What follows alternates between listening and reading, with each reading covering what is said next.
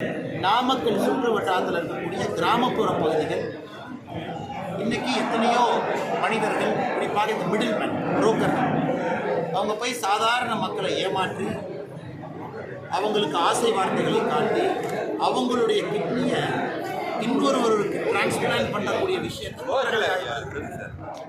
ஆனால் இந்த முறை நடந்திருக்கக்கூடிய விஷயம் இன்னும் பூதகரமாக திராவிட முன்னேற்ற கழக கட்சியை சார்ந்திருக்கக்கூடிய முக்கிய நிர்வாகிகள் சில பேர் அந்த புரோக்கர்களுக்கு உறுதுணையாக, ஏன்னா அதை பொறுத்தீங்கன்னா அரசாங்க மட்டத்தில் கீழே இருக்கக்கூடிய தாசில்தாரிலிருந்து பல இடத்துல அப்ரூவல் சர்டிஃபிகேட் தேவைப்படுகிறது. குறிப்பாக பிளட் டோனராக இருக்கணும், குறிப்பாக பணம் வாங்காமல் அவங்க கொடுத்துருக்கணும்.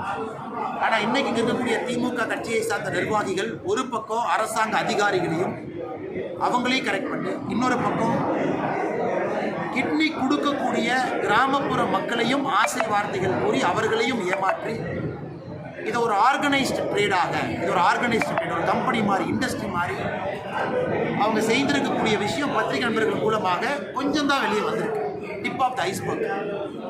அரசாங்கம் இதற்கு தனியாக ஒரு எஸ்ஐடி போடணும், ஒரு ஸ்பெஷல் இன்வெஸ்டிகேஷன் டீம் எஸ்ஐடி போட்டு முழுமையாக இந்த விஷயத்துக்கு அடித்தளம் வரைக்கும் போய் யாரெல்லாம் அதில் இன்வால்வ் ஆகியிருக்கிறாங்க, அரசு அதிகாரிகள் உட்பட திமுகவில் இருக்கக்கூடிய நிர்வாகிகள் யாரெல்லாம் இதற்கு உடந்தையாக இருந்திருக்கின்றார்கள் இந்த மாவட்டத்தில், அது கலெக்டர் ஆஃபீஸ் வரைக்கும் போய் தான் அது வெளியே வருங்கண்ணா, அந்த அப்ரூவல் எல்லாமே.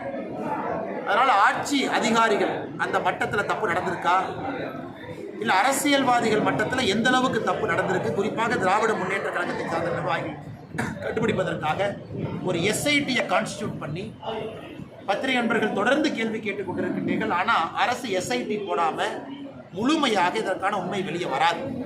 அதைத்தான் பாரதிய ஜனதா கட்சியினுடைய எங்களுடைய கோரிக்கையும் கூட, விரைந்து உண்மையை வெளியே கொண்டு வர அரசு முயற்சி எடுக்க வேண்டும்.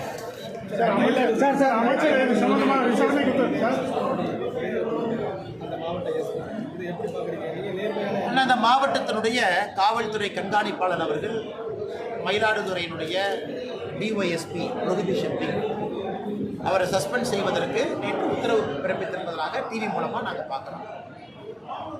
அந்த மயிலாடுதுறையினுடைய அந்த பர்டிகுலர் டிஒய்எஸ்பி அவங்க பேசும் பொழுது டெப்டி சூப்பரண்ட் ஆஃப் போலீஸ் 2 விஷயத்தை சொன்னாங்க.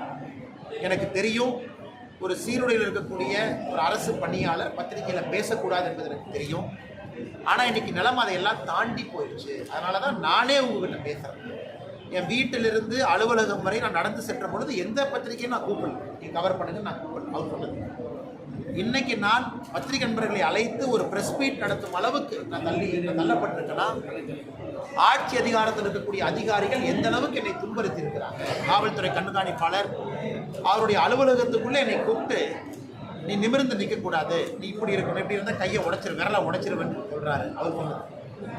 அடுத்தது இன்டெலிஜென்ஸ் விங்கில் இருக்கக்கூடிய உயர் அதிகாரி, சட்டம் ஒழுங்கு அதனுடைய ஏடிஜியாக இருக்கக்கூடிய உயர் அதிகாரி, இவங்கெல்லாம் நீ துன்புறுத்தி இருக்கிறாங்க அப்படிங்கிற பல விஷயங்கள் சொல்லும் பொழுது எதையுமே விசாரிக்காம குற்றம் சாட்டி இருக்கக்கூடிய அதிகாரியை ஒரே நேரத்தில் பணியிடை மாற்றம் செய்து சஸ்பெண்டும் பண்ணுவது எந்த விதத்தில் நியாயம்? இரண்டாவது, அந்த அதிகாரியை பொறுத்தவரை அந்த ப்ரொஹிபிஷன், குறிப்பாக இந்த கள்ளச்சாராயம் என்ஃபோர்ஸ்மெண்ட் இதில் 1200க்கு மேற்பட்ட வழக்குகள் பதிவு செய்து 700க்கு மேற்பட்டவர்களை கைது பண்ணியிருக்கிறாங்க. அது ஓப்பன் ரெக்கார்ட், அதையும் நம்ம பார்க்குறோம்.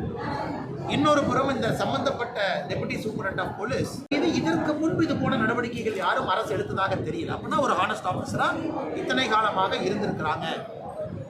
அதுவும் இவருடைய சீப்பை எடுத்துக்கிட்டதுக்கு அவங்க சொன்ன காரணம், முதல் நாள் இல்லை சிஎம் வர்றாங்க அதுக்கு வேணும், இன்னொரு நாள் உயரதிகாரி கொடுக்கணும்.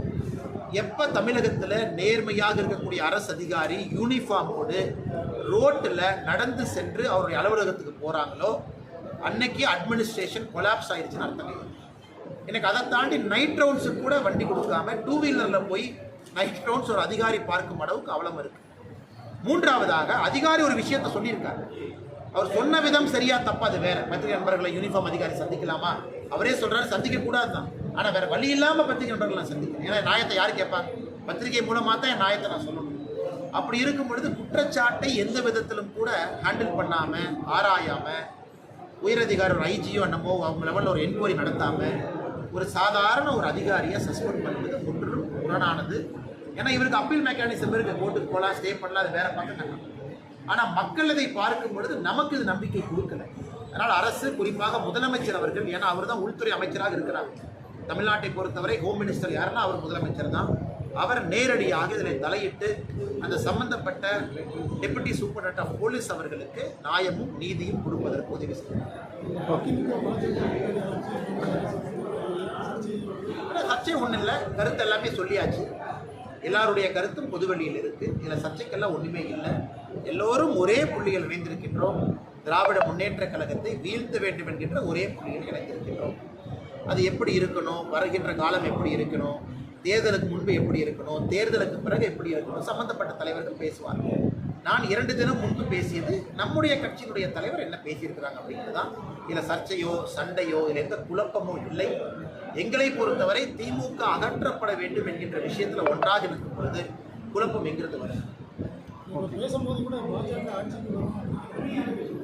ஆமாங்க, நான் எல்லாருமே கட்சி நடத்துறது, அந்த கட்சி ஆட்சிக்கு வரும் தான் உண்மை. எல்லாருமே அதுக்கு தான் இருக்கு.